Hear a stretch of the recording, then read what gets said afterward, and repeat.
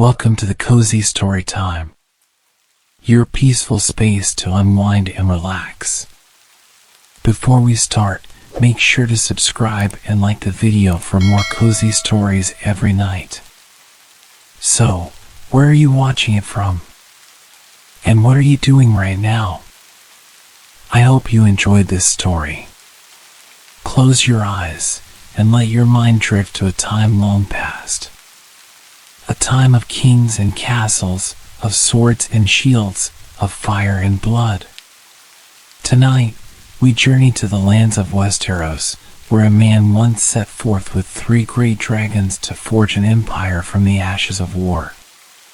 His name was Aegon Targaryen. Feel the gentle breeze over the Blackwater Bay, hear the distant crackling of dragon wings in the sky. The world is vast, the night is calm, and the story is about to begin. Let the past unfold like a dream, let history whisper its tale as we begin. Aegon's Conquest. The sea crashed against the jagged cliffs of Dragonstone, sending misty spray into the cold morning air. The island fortress, carved from black volcanic rock, stood like a silent sentinel over the narrow sea, a relic of a lost empire. The walls were etched with twisting dragon motifs, remnants of a once mighty civilization that had ruled the world with fire and blood. That civilization was gone now. Valyria had perished in a cataclysm of flame and ruin, but its last scions, the Targaryens, still remained. Aegon Targaryen stood at the edge of a stone balcony, his violet eyes fixed on the horizon where the sun was beginning to rise. The dawn painted the sea in streaks of gold and crimson, as if the world itself was stained with the blood of kings. Behind him, the great castle of Dragonstone loomed, its halls filled with echoes of his ancestors, whispers of the past urging him forward. He was not alone. From the darkness of the chamber behind him, his sisters emerged. Visenya, the elder of the two, moved with a warrior's grace, her silver gold hair braided tightly against her scalp. She carried herself like a queen already, her long fingers resting lightly on the hilt of Dark Sister, the Valyrian steel sword she had claimed as her own. Where Aegon was patient, Visenya was relentless. She believed in strength, in the power of steel and fire, and she had never been one to tolerate weakness. Rhaenys, the younger, was a vision of unearthly beauty, her soft laughter a contrast to the grim stillness of her siblings. She was draped in flowing silks, her golden eyes filled with mischief, her mind always chasing dreams. Yet Visenya was fire and steel, Rhaenys was wind and sky. She was the one who spent hours flying mere axes over the island, vanishing into the clouds as if she were born to soar. She saw beauty in the world where Visenya saw enemies. Aegon had been their balance, the steady rock upon which their house would rise or fall. He was not as cold as Visenya, nor as free-spirited as Rhaenys, but he carried a quiet certainty within him, an unshakable resolve that had been forged in the halls of Dragonstone. He had known since boyhood that his destiny lay beyond this island. The three of them stood in silence as the wind howled around them, a storm brewing on the horizon. Below, in the great courtyard, the dragon stirred. Balerion, the largest of them all, stretched his wings and sent a plume of black smoke into the sky. The great beast was a living shadow, his scales darker than midnight, his eyes burning like coals in the night. His wingspan could blot out the sun, his roar could shake the earth itself. Beside him, Vhagar and Meraxes shifted, their golden eyes watching their riders with quiet understanding. They were not mere beasts, they were kin, tied by blood and fire to the Targaryens who had raised them. Aegon turned to his sisters. "It is time." They knew what he meant. For years, the Seven Kingdoms had been fractured, ruled by petty kings who fought and bled over scraps of land. The Riverlands had been ravaged by iron-born conquerors, the Reach and the Stormlands were locked in an endless rivalry, and the North remained isolated, a frozen giant watching from afar. In the South, Dorne resisted all outsiders, while the Vale and the Westerlands clung to their own ancient prides. It was chaos. Aegon saw it as an opportunity. The maesters and lords of Westeros called it a kingdom, but Aegon saw 7 separate nations, each at odds with the other. And he knew, as surely as he knew his own name, that it would not last. One day, one ruler would come to unite them all, to bring order where there was discord. He had decided long ago that it would be him. Still, not everyone had understood. Years ago, when he had spoken of Westeros, some of his own kin had questioned him. Why leave Dragonstone? Why not sail east, back to Essos, where the free cities rose and fell in an endless dance of power? His answer had been simple. Why should we seek to reclaim a fallen empire when we can build a new one? It had silenced them. Now, the time for words was done. The pieces were moving, and soon, the great game would begin. Aegon had already sent word to the rulers of Westeros. He had been deliberate, careful. His message was not one of war, at least, not yet. He had merely declared his intent. He would take the land, rule as its king, and any who bent the knee would be welcomed into his new order. Those who resisted would burn. The response had been predictable. Some laughed. Some sharpened their swords. Some whispered of dragons and feared what was coming. Aegon cared little for their reactions. He had seen what was to come, and it did not matter whether they believed or not. When Balerian's shadow fell over their castles, when their steel melted in dragon flame, they would understand. Visenya watched him now, her sharp gaze unreadable. And if they resist? Aegon met her eyes without hesitation. Then we do what we must. Rhaenys smiled faintly. And what of the ones who kneel?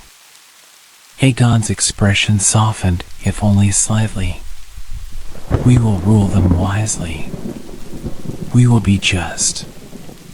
Visenya scoffed but said nothing. The dragons stirred again, sensing the rising tension in their riders. Meraxes let out a low growl, and Rhaenys reached out, resting a delicate hand against the beast's warm scales. She's restless. She knows change is coming. Aegon exhaled slowly. So do we all. For the last time, he turned back toward the sea. This would be the last sunrise he would watch from Dragonstone as a prince. When he returned, he would do so as a conqueror. As a king. The wind shifted, carrying the scent of salt and fire through the air. Somewhere in the distance, a gull cried out, a lonely sound against the vast emptiness of the sea. Tomorrow, they would sail. Tomorrow, Westeros would burn.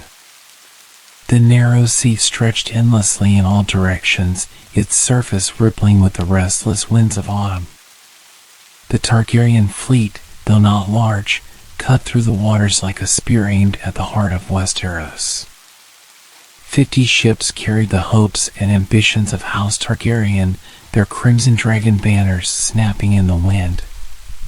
The journey from Dragonstone to the shores of Westeros was neither long nor perilous, but the weight of destiny hung heavy upon those who sailed.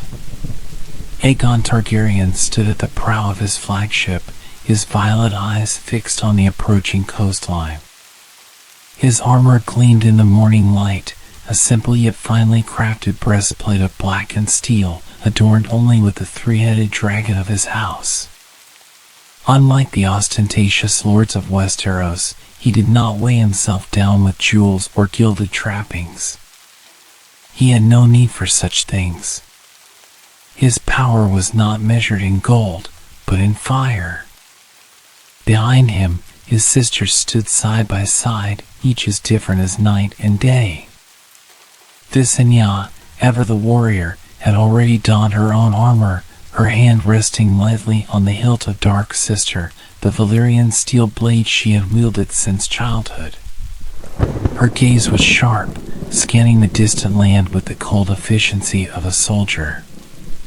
She had long argued that they should strike swiftly and with overwhelming force, bringing Westeros to its knees before it could mount a defense. Aegon had listened, but he was not one to rush blindly into battle. Rhaenys, by contrast, wore no armor at all. Her flowing silks rippled in the breeze, and her golden eyes sparkled with excitement rather than calculation. She had spent most of the voyage high in the clouds, soaring upon the great wings of Meraxes, scouting ahead and reveling in the freedom only dragon riders could know. Unlike Visenya, she saw conquest as more than just war. She saw it as adventure, a chance to explore, to discover, to reshape the world in a way no one had before. As their fleet neared the shore, the first signs of life came into view. A small fishing village lay nestled against the coastline, its wooden huts clustered near the mouth of a slow-moving river.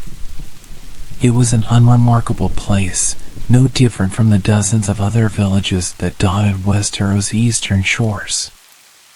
But this land would soon be known across the realm as the birthplace of a new dynasty. Aegon turned to his bannermen, lords and knights who had sworn fealty to him even before his first battle was fought. Among them was Orys Baratheon, his oldest friend and most trusted commander, a man as formidable in battle as he was in loyalty. Some whispered that Orys was Aegon's bastard half-brother, a claim neither man had ever confirmed nor denied. What mattered was that Orys had been by his side since they were boys, and Aegon trusted him as he trusted few others. "This is where it begins," Aegon said, his voice calm, yet carrying the weight of inevitability. The first rowboats were lowered into the water, and soon the black sand of the shore crunched beneath their boots. The villagers, having seen the ships, had already begun to flee, abandoning their homes and fishing nets to the mercy of their invaders. Aegon had no interest in slaughtering peasants, he was here for kings. The land upon which they now stood belonged to King Argilac Durrandon, the Storm King, who ruled the Stormlands from his great fortress of Storm's End. Argilac had been the first of Westeros rulers to take notice of Aegon, sending envoys to Dragonstone with an offer of alliance.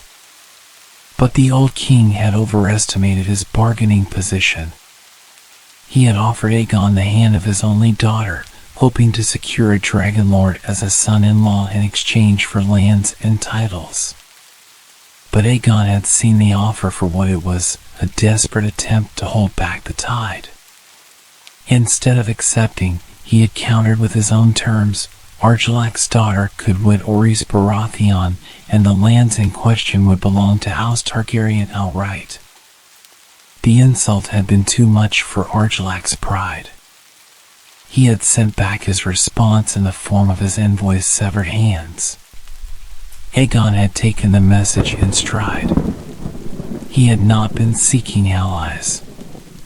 He had been seeking war. And now, war had come. As Aegon and his forces secured the coastline, his sisters took to the sky. Balerion, Dagger, and Meraxes cast vast shadows over the land, their wings beating against the air with the sound of thunder. The sight of dragons in flight had not been seen over Westeros in centuries, and even the hardened warriors of the Stormlands trembled at their approach. With their foothold secured, Aegon ordered the construction of a small wooden fort, a simple structure for now, but one that would serve as the foundation for something far greater. This land, this unremarkable shore, would one day become King's Landing, the heart of a unified realm. But for now, it was merely the first stone laid upon the path to conquest. Over the next few days, word of Aegon's landing spread like wildfire. Messengers rode to the great castles of Westeros, bearing news of the Dragon Lord who had come to claim the realm. Some kings scoffed at the notion, dismissing Aegon as a mere upstart with a handful of warriors and a few exotic beasts. Others, particularly those who had seen the black wings blot out the sky, were less certain. But one thing was clear: war was inevitable. The first to move against Aegon was Lord Mouton of Maidenpool, who saw an opportunity to win favor with his overlord, King Harrenhal of the Riverlands. Gathering his knights and soldiers, Mouton marched to the coast, intending to drive the invaders back into the sea. Aegon met him on the field. The battle was brief, brutal, and one-sided. Mouton's men, though well-trained, had never faced the fury of dragons. As the two forces clashed, Aegon and Rhaenys took to the skies, their dragons raining fire upon the enemy ranks. Men burned where they stood, their screams lost beneath the roar of dragon flame. Those who tried to flee were run down by Orys Baratheon and his cavalry. By sunset, the battlefield was nothing but ashen corpses. Lord Mouton lay dead, and Maidenpool soon fell without resistance. Aegon did not gloat over the victory. This was merely the beginning. He sent ravens to the remaining kings of Westeros, repeating his message once more: kneel, and you will be spared. Resist, and you will burn. Some would kneel. Others would burn. And Aegon Targaryen, the last scion of Valyria, would not stop until the seven kingdoms were his. The Riverlands burned. The once mighty House Hoare, who had ruled the land with an iron grip from their towering fortress of Harrenhal, had been reduced to ash. Aegon Targaryen had unleashed the wrath of dragons upon them, and now, as the blackened ruins of Harrenhal still smoldered, his conquest pressed forward. The Ironborn were shattered, their hold on the Riverlands broken. The Lords of the Trident, left without a king, had bent the knee to the dragon. But Aegon's gaze was already turning south. The Stormlands loomed on the horizon, their ruler, King Argilac Durrandon, standing as one of the last true resistances to his growing empire. Argilac was no craven, no king who would hide behind stone walls or seek refuge in another's court. He was the Storm King, old but unbroken, and he had ruled the Stormlands for decades with his sword in hand. Aegon had once offered him a peaceful solution, a marriage alliance that would have united their houses without bloodshed. He had proposed that Argilac would his only daughter to Orys Baratheon, Aegon's most trusted commander and rumored half-brother. But the Storm King had taken the offer as an insult. He had no intention of giving his only child to a bastard. Instead, he had sent back a cruel response. Aegon's envoys had returned carrying the hands of the messengers who had delivered the proposal. The message had been clear. Argilac Durrandon would not kneel. Aegon answered with fire. His army moved south swiftly, gathering strength as they marched toward the Stormlands.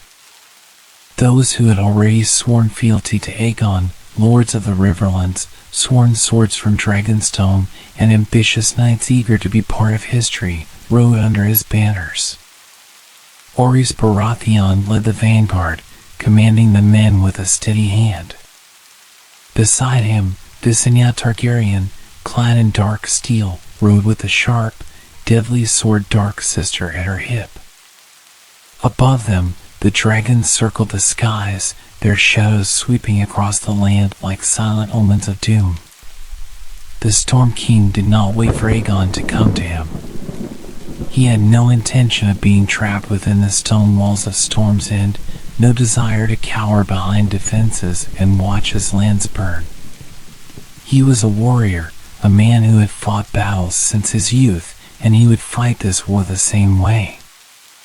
Argilac gathered his banners, calling upon the might of the Stormlands, and led his army to meet the invaders head-on. The two forces met on the open plains south of the Blackwater. The Stormlands were a rugged land of rolling hills and thick forests, where heavy rains could turn dirt roads into treacherous swamps. The battlefield was chosen well, open enough for a full cavalry charge, yet close enough to the sea that Argilac's fleet could provide support if needed. As the sun began its descent, the two armies faced each other. The Stormlanders stood proud, a host of knights and soldiers clad in heavy armor, their banners whipping in the wind. Argilac himself was at the front, mounted on a great destrier, his sword gleaming in the fading light. Though his hair had turned white with age, his spirit had not dimmed. He would fight as he always had, at the vanguard, leading his men with steel in hand. Aegon's army was smaller, but it was disciplined and well prepared. His men stood ready, their armor marked with the sigil of the three-headed dragon. Orys Baratheon's forces had taken up the left flank, while Visignac commanded the right. And in the center, standing before his host with the banners of House Targaryen rippling above him, was Aegon himself. The Storm King did not wait. He raised his sword high, and with a cry that echoed across the battlefield, he led the charge. 1,000 hooves thundered against the earth as Argilac's knights stormed forward, their lances leveled, their shields locked in perfect formation. The charge was devastating, a tide of steel and fury crashing toward Aegon's lines. Aegon did not flinch. He did not order his men to meet the charge. He did not move at all. Instead, he simply lifted his gaze to the sky. And then the dragons came. Balerion, the Black Dread, descended first, his monstrous wings beating against the wind. His fire erupted over the battlefield, turning the night sky into an inferno of crimson and gold. The charge faltered as men screamed, their horses rearing in terror. Then came Meraxes and Vhagar, their fire raining down upon the battlefield, engulfing knights in flames, turning their banners to cinders. The Stormlanders, so fierce in their advance, now found themselves trapped in a storm of dragonfire, their ranks breaking as the heat consumed them. Yet Argilac did not turn back. Through the fire and the smoke, the Storm King fought on, his sword carving through Targaryen men, his battle cry still ringing strong. He had spent a lifetime on the battlefield, and he would not cower now. He had known this was a battle he would likely not survive, but he would die with a sword in his hand, as all warriors should. But war had changed. Orys Baratheon met Argilac on the field, the two warriors clashing amidst the chaos. Their blades rang against each other, sparks flying as they fought with the fury of men who knew only battle. Argilac fought with the skill of a man who had spent his life in war, his strikes heavy, his movements unyielding. But age had slowed him, and Orys was young, strong, and ruthless. The duel did not last long. With one final strike, Orys' sword found its mark, cutting deep into the Storm King's side. Argilac staggered, his sword slipping from his grasp, his breath coming in ragged gasps. He fell to his knees, the rain washing the blood from his armor. Orys stood over him, his sword still raised. "You fought well," Orys said, his voice steady. Yield, and Aegon will show you mercy. Argilac, even as his life bled from him, only laughed. I will not kneel, he said, his voice defiant even in the face of death. With a final, swift stroke, Orys ended the last Storm King's life. The battle was over. With their king dead, the Stormlanders faltered. Many threw down their weapons, surrendering to Aegon's forces. Others fled, retreating to the safety of Storm's End, though their cause was lost. Storm's End itself did not resist. Argilac's daughter, left without an army to defend her, surrendered the fortress without a fight. She was brought before Aegon, who, rather than slay her, fulfilled his original offer. He wed her to Orys Baratheon, granting him lordship over the Stormlands. And so, from the ashes of House Durrandon, House Baratheon was born, their new sigil a crowned stag, their words a reflection of the fury that had been unleashed that day. Ours is the fury. The Stormlands were now Aegon's. But his conquest was not yet complete. There were still kingdoms left to kneel. 1,000 hooves thundered against the earth as Argilac's knights stormed forward, their lances leveled, their shields locked in perfect formation. The charge was devastating, a tide of steel and fury crashing toward Aegon's lines. Aegon did not flinch. He did not order his men to meet the charge. He did not move at all. Instead, he simply lifted his gaze to the sky. And then the dragons came. Balerion, the black dread, descended first, his monstrous wings beating against the wind. His fire erupted over the battlefield, turning the night sky into an inferno of crimson and gold.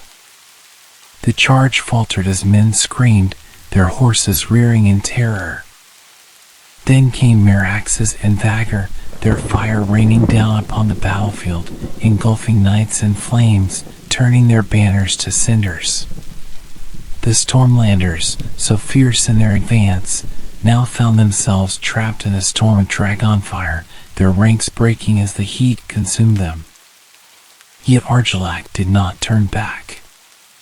Through the fire and the smoke, the Storm King fought on, his sword carving through Targaryen men, his battle cry still ringing strong.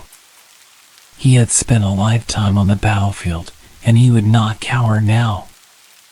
He had known this was a battle he would likely not survive, but he would die with a sword in his hand, as all warriors should. But war had changed.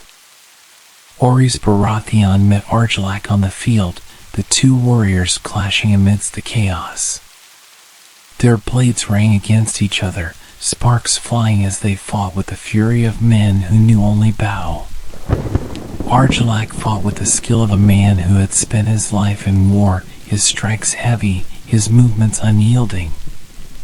But age had slowed him, and Orys was young, strong, and ruthless. The duel did not last long. With one final strike, Orys' sword found its mark, cutting deep into the Storm King's side. Argilac staggered, his sword slipping from his grasp, his breath coming in ragged gasps. He fell to his knees, the rain washing the blood from his armor. Orys stood over him, his sword still raised. You fought well, Orys said, his voice steady. Yield, and Aegon will show you mercy. Argilac, even as his life bled from him, only laughed. I will not kneel, he said, his voice defiant even in the face of death. With a final, swift stroke, Orys ended the last Storm King's life. The battle was over. With their king dead, the Stormlanders faltered. Many threw down their weapons, surrendering to Aegon's forces. Others fled, retreating to the safety of Storm's End, though their cause was lost. Storm's End itself did not resist. Argilac's daughter, left without an army to defend her, surrendered the fortress without a fight. She was brought before Aegon, who, rather than slay her, fulfilled his original offer. He wed her to Orys Baratheon, granting him lordship over the Stormlands. And so, from the ashes of House Durrandon, House Baratheon was born, their new sigil a crowned stag, their words a reflection of the fury that had been unleashed that day. Ours is the fury. The Stormlands were now Aegon's. But his conquest was not yet complete. There were still kingdoms left to kneel. The Reach had fallen. The Westerlands had been humbled.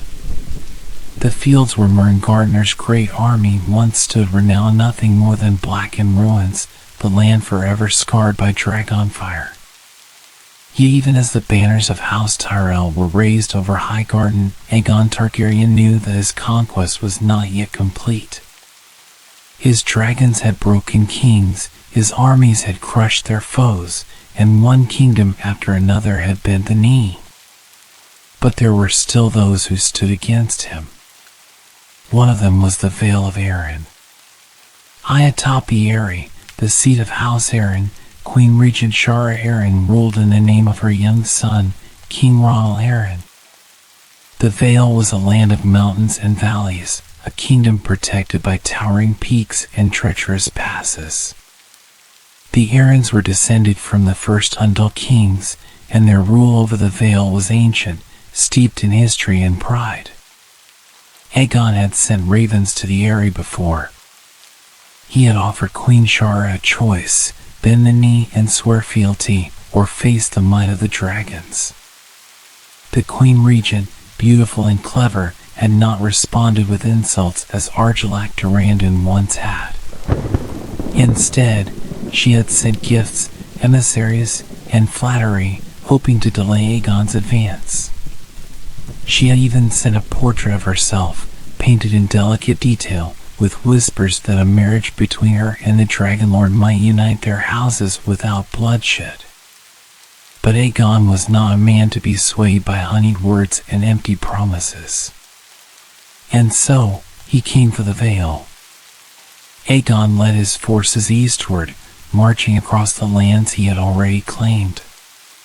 His army was growing with each victory, strengthened by the warriors of the Riverlands and the Reach, by the Stormlords who had sworn their swords to him, and by the noble houses who saw the tide of history turning in Aegon's favor. Orys Baratheon, now Lord of Storm's End, rode at the vanguard. Visenya and Rhaenys, his sisters and queens, rode with him, each commanding a part of his forces. But the Vale was different from the other kingdoms Aegon had conquered. It was no open battlefield where armies could meet in numbers. It was a land of towering peaks, of winding mountain paths that could be held by a handful of men against thousands. The only way into the Vale by land was through the Bloody Gate, a narrow pass guarded by strong fortifications. No army had ever taken it by force. Aegon did not waste time trying. The Knights of the Vale, fierce warriors in shining armor, stood at the pass, their banners waving, their swords ready. They had seen what had happened to the armies of the Reach and the Westerlands, but they believed their mountains would keep them safe.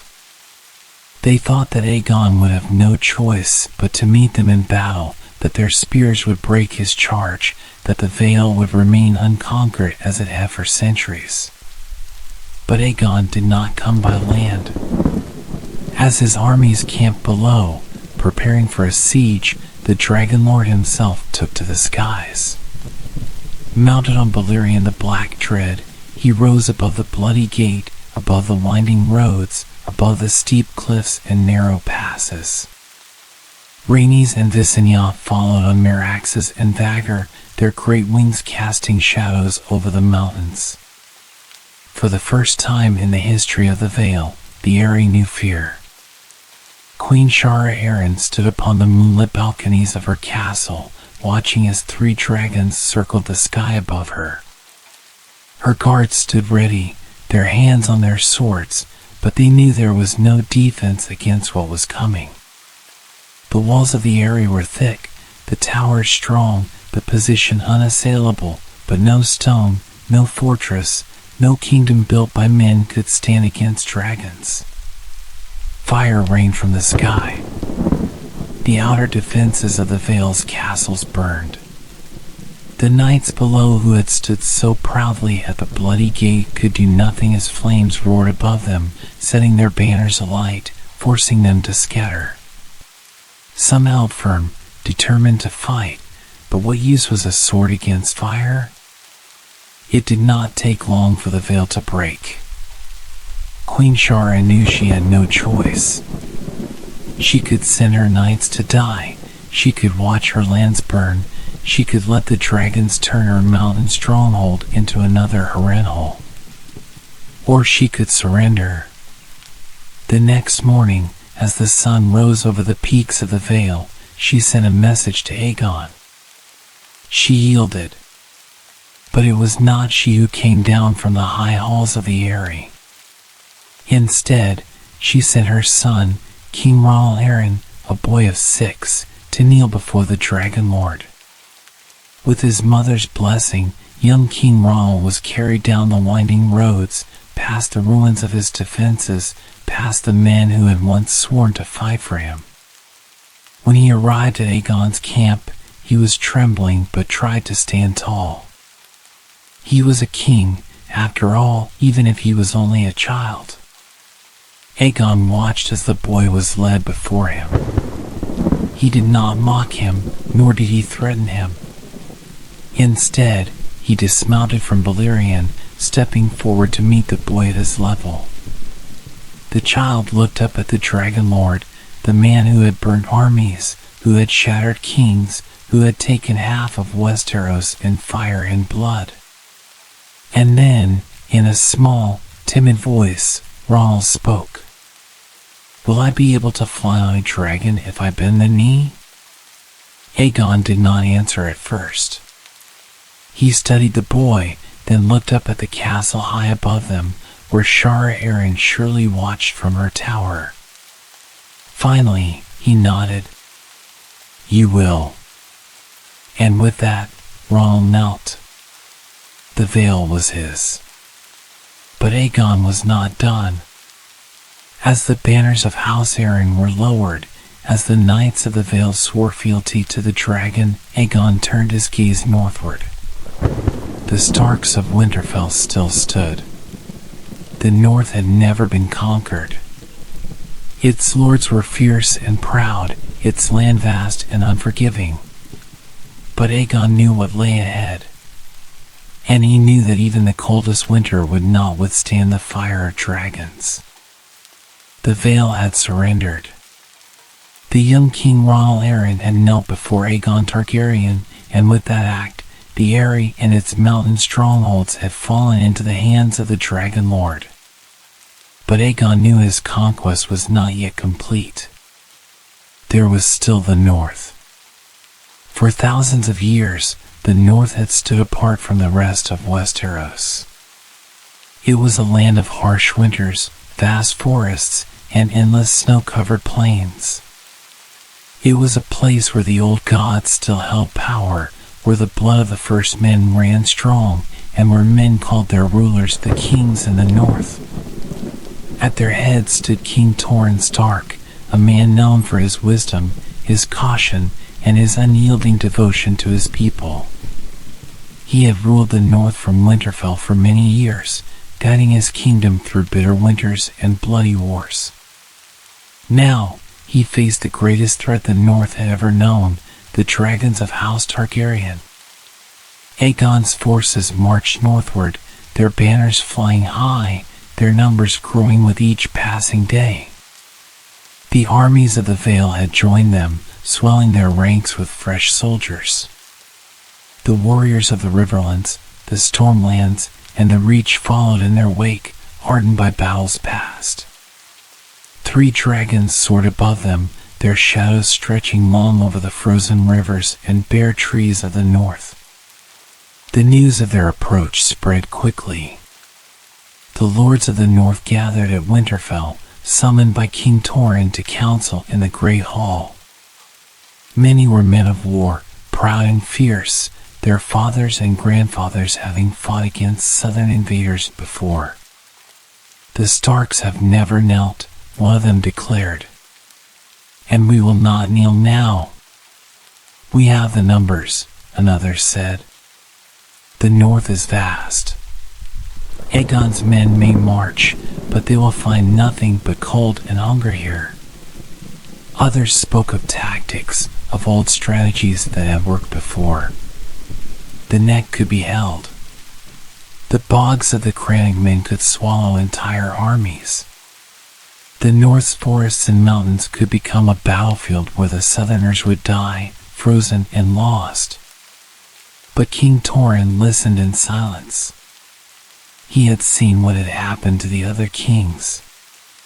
He had heard of the fires that consumed Harrenhal, of the way the fields of the Reach had turned to ash, of the ruin that had come to those who had stood against the Dragon Lord. And then, the news came. Aegon's forces had crossed the neck.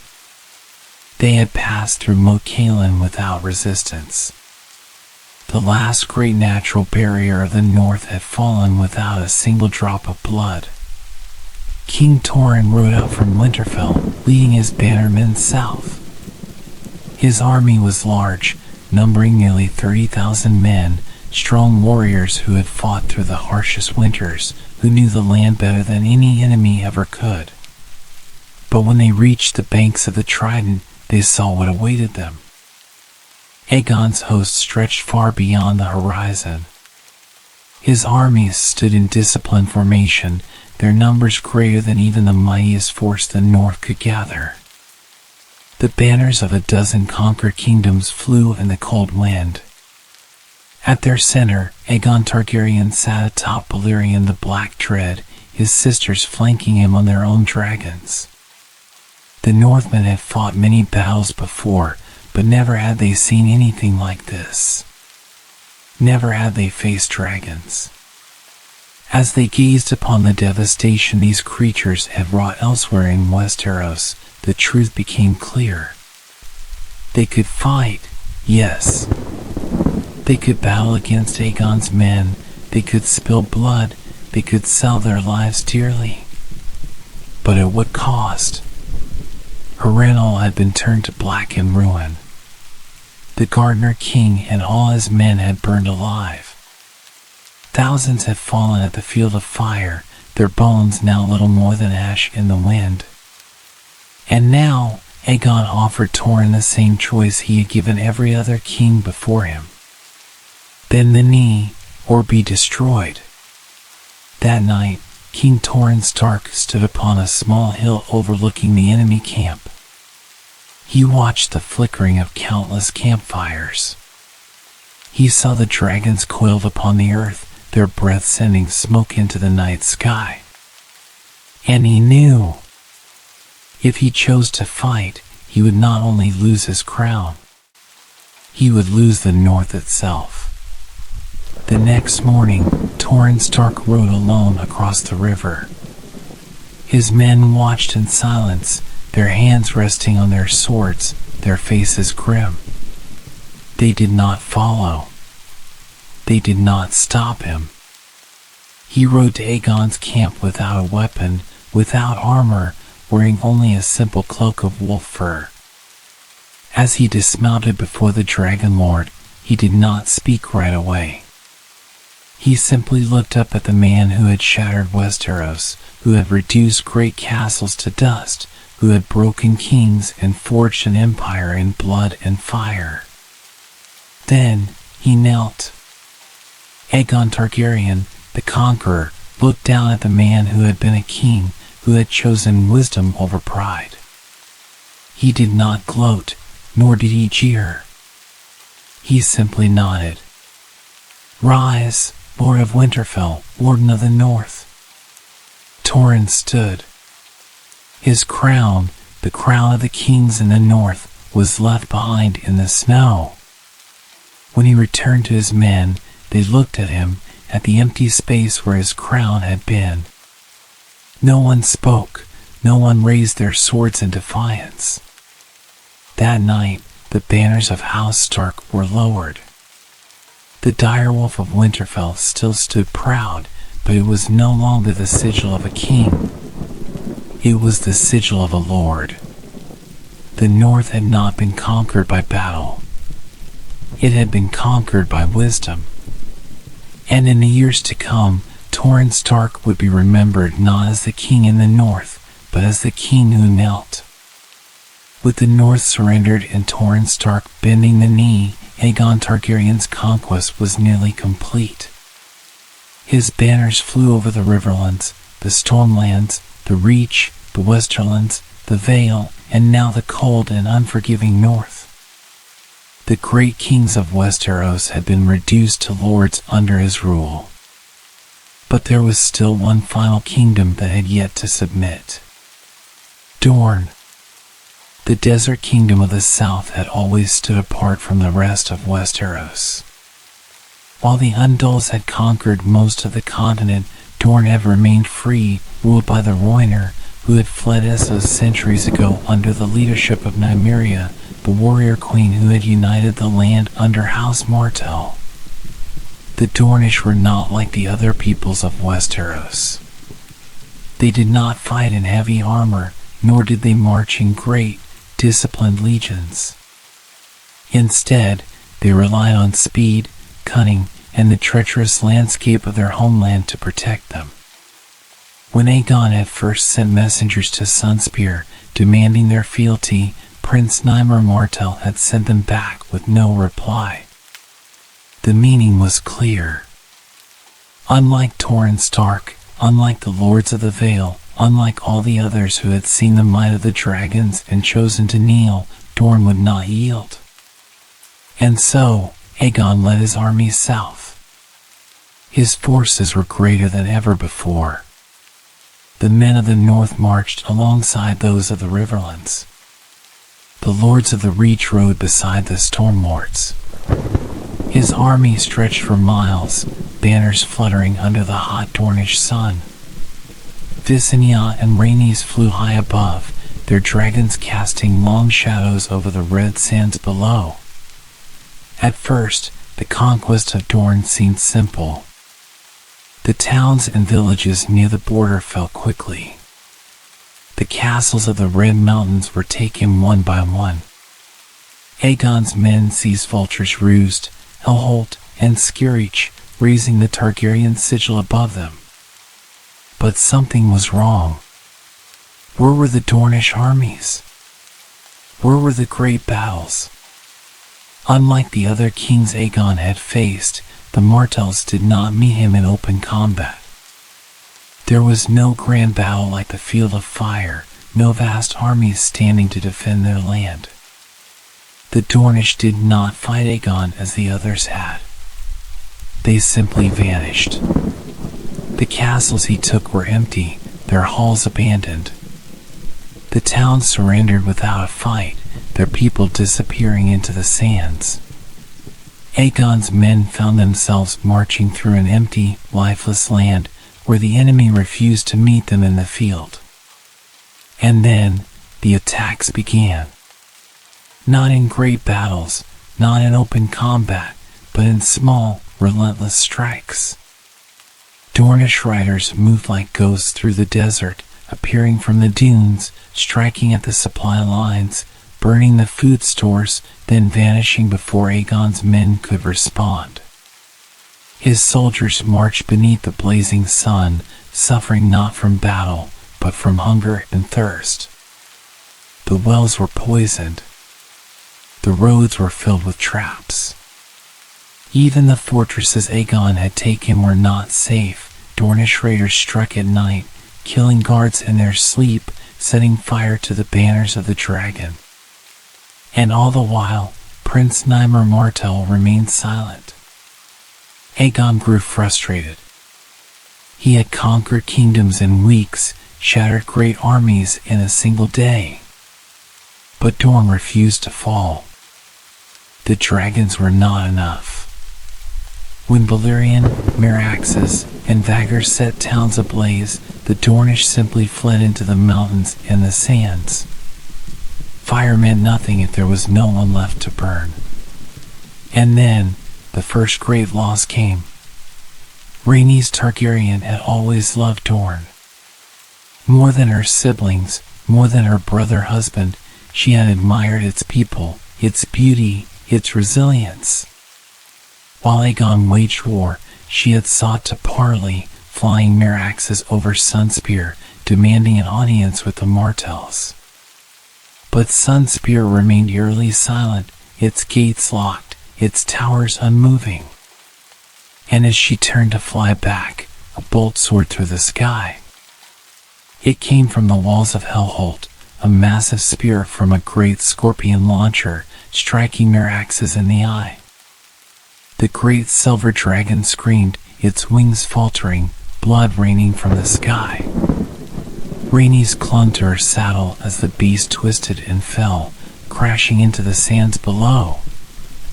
A cloud of dust and fire rose from the impact, and when it cleared, there was no sign of Rhaenys. For days, Aegon searched.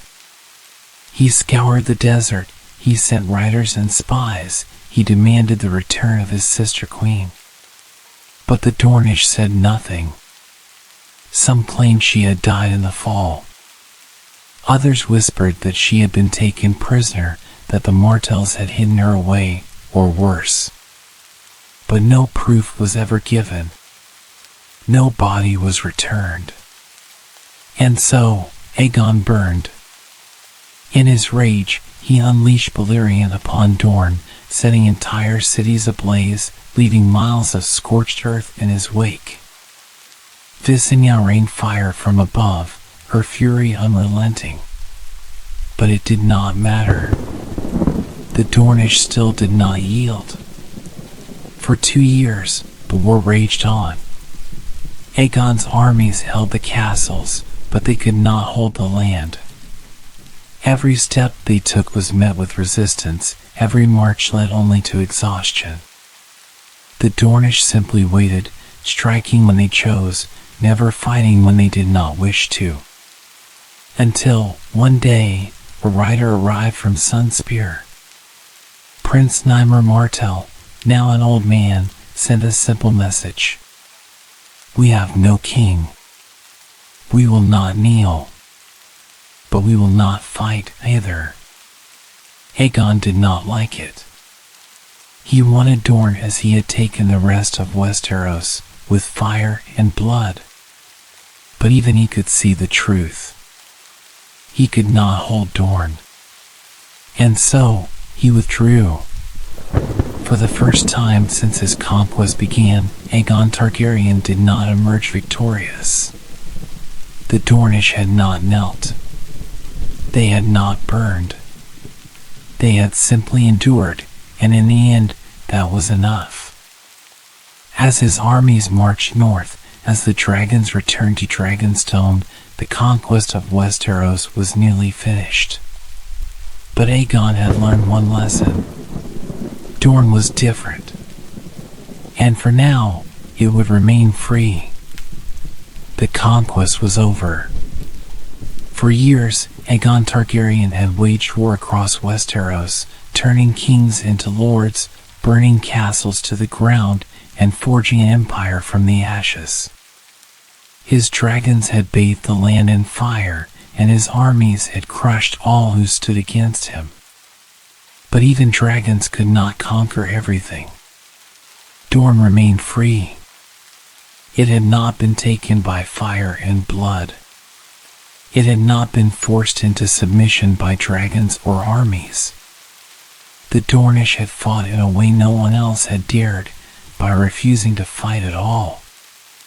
They had worn Aegon's armies down, outlasted his dragons, and defied the might of the Targaryens without ever kneeling. For the first time, Aegon had been forced to turn back.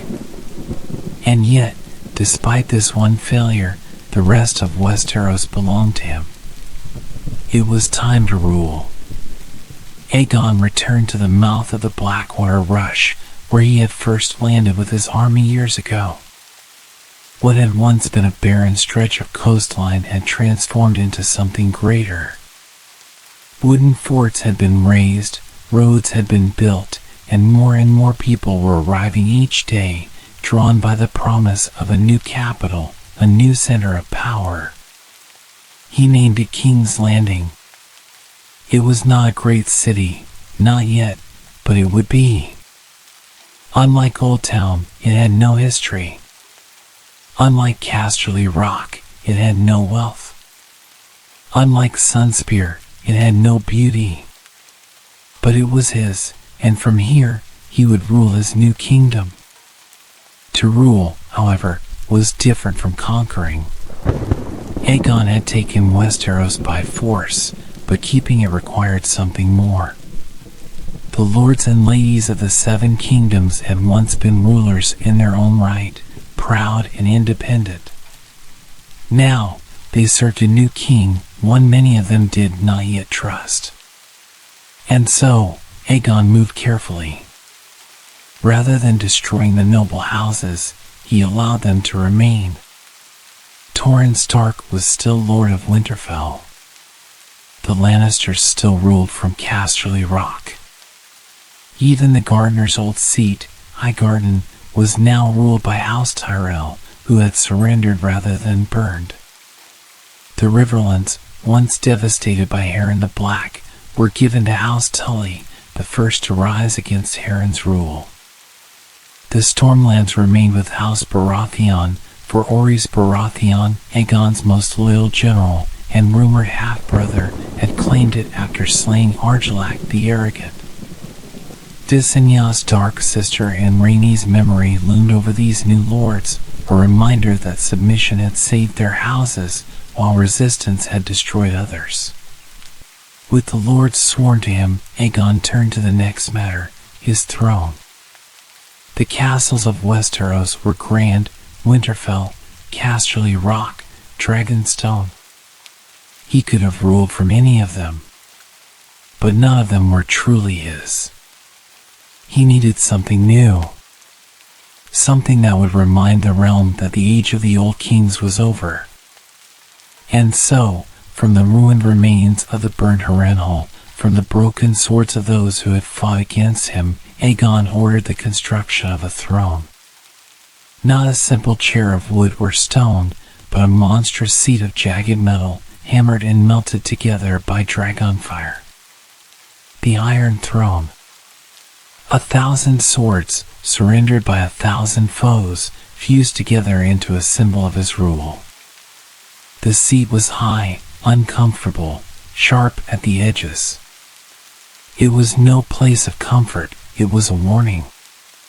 Aegon had built his rule on fire and blood, and so too was his throne forged. And from it, he would watch over his new kingdom. But a kingdom was not truly united unless it had one law, one ruler, and one faith. For generations, the Seven Kingdoms had worshipped different gods. The North still prayed to the old gods of the Weirwoods, the first men's gods. The Stormlands and the Vale followed the faith of the Seven, the belief of the Undulls, who had swept across the continent long ago. Dorne, still free, followed their own ways, blending the traditions of the Rhoynar and the Undulls alike. Aegon did not force his own beliefs upon the realm. He did not command them to worship dragons or fire. Instead, he took a different path. He allowed the faith to remain. He met with the High Septon in Old Town, the leader of the faith of the Seven, and made an alliance. The faith could remain. Their temples could stand. Their gods would be worshipped freely. In return, the faith would recognize Aegon as the one true king of Westeros, chosen by the gods themselves. It was a delicate balance, but one that secured his rule. Yet, for all his victories, Aegon had suffered losses. Rhaenys was gone. Her body was never returned. Her fate remained a mystery. Some said she had died instantly when Meraxes fell. Others whispered that the Dornish had captured her, that she had been taken to Sunspear, that she had suffered a fate worse than death. Aegon never spoke of it, but those closest to him knew he had never stopped mourning. Visenya, his elder sister, remained by his side, ruling with him. But she had changed. She had always been the stern one, the warrior, the shadow behind the throne. Now, she was harder, colder, her eyes sharp as dragon fire. She had lost a sister, and she had never forgiven Dorne. The dream of uniting all of Westeros was incomplete. But Aegon was patient. For now, he was king. A great feast was held in King's Landing, a celebration of victory. Lords from every corner of Westeros attended, their banners filling the halls of the half-built fortress that would one day become the Red Keep. Aegon sat upon the Iron Throne, his hands resting on its jagged edges. He listened as the lords swore their oaths, as they pledged loyalty to House Targaryen and the new order he had forged. No one called him Aegon of House Targaryen. No one called him the Lord of Dragonstone. No one called him the Conqueror of Westeros. They called him something else. Something new. Something that would be remembered for generations to come. Aegon the Conqueror, first of his name, King of the Undulls, the Rhoynar, and the First Man, Lord of the Seven Kingdoms, and Protector of the Realm. And so, the conquest ended. Westeros was forever changed. The old kings were gone. The dragons ruled now. And the Targaryen dynasty had begun. But the real test was yet to come. For Aegon had won his kingdom through fire and blood. But now, he had to keep it. The night grows deeper, and the story has reached its end. The fires that once burned have faded, the war is over, and a king now sits upon his throne. Aegon the Conqueror has united Westeros, not only with sword and dragon, but with strength and wisdom. Yet every ending is merely the beginning of a new tale. His dynasty will endure, or perhaps, one day, fall like the kings before him. Let your mind wander, drifting through distant lands, towering castles, and dragons soaring through the skies. The world turns on, but for tonight, let everything be still. Close your eyes, take a deep breath, and let sleep carry you through history, to the age of kings and conquerors. Rest well, for tomorrow, another story awaits.